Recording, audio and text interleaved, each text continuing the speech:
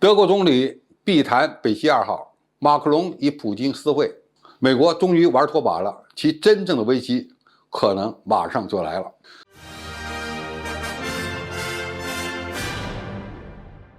观众朋友、网友朋友，大家好，我是付前少。如果我们复盘乌克兰危机，就可以发现一个惊人的真相：这场导致全球震动的战争风险，竟然是美国一手策划的。最初的局势只是乌克兰向东部的顿巴斯地区征兵，而俄罗斯相应的在边境地区呢举行了大规模的军演，也就是仅此而已。但是在美国人的渲染下，乌克兰战争似乎马上就要爆发。拜登政府近日表示，预计俄罗斯在1周内进攻乌克兰，而且要美国人马上离开。现在，美国正在推动西方国家制定针对俄罗斯进攻乌克兰的制裁政策，甚至呢还对中国发出了威胁，要求中国不能帮助俄罗斯。美国媒体甚至连续爆出了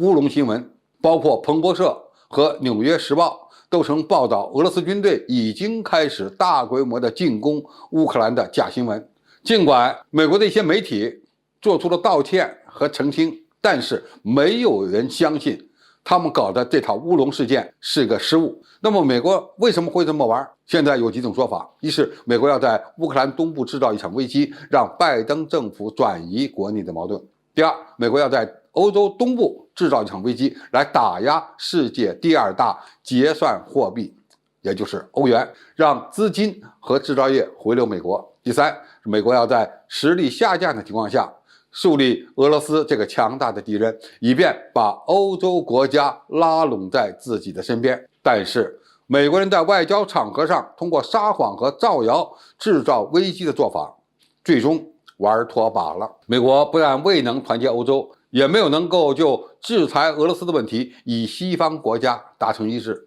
更未能在乌克兰问题上获得中国的支持，反而出现了四面楚歌的情况。第一，当事国之一的俄罗斯方面呢，已经证实美国正在引诱俄罗斯与乌克兰开战，直言美国人是骗子。第二，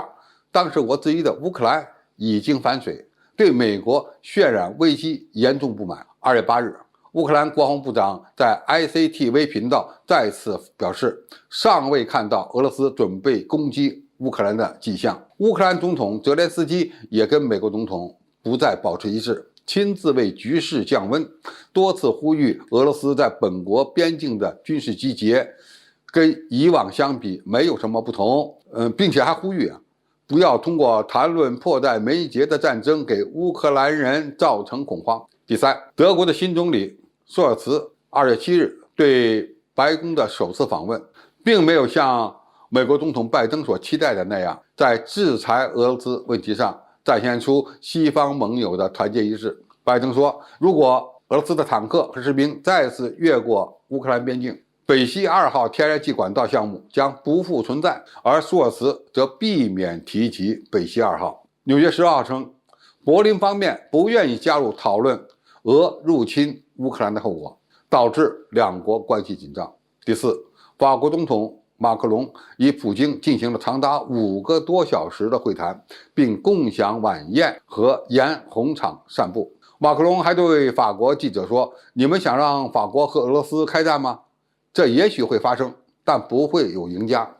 也就是说，当拜登期待在乌克兰危机中树立盟友统一战线时，德国、法国、意大利等国更希望尝试的却是欧洲的战略自主。马克龙甚至提议乌克兰芬兰化，也就是永远不会加入北约，这完全满足了普京的要求。第五，德国总理舒尔茨2月9日晚呢，在柏林与来访的法国总统马克龙以及波兰总统杜达举行了魏玛三角领导人会议，探讨为俄乌局势降温的措施。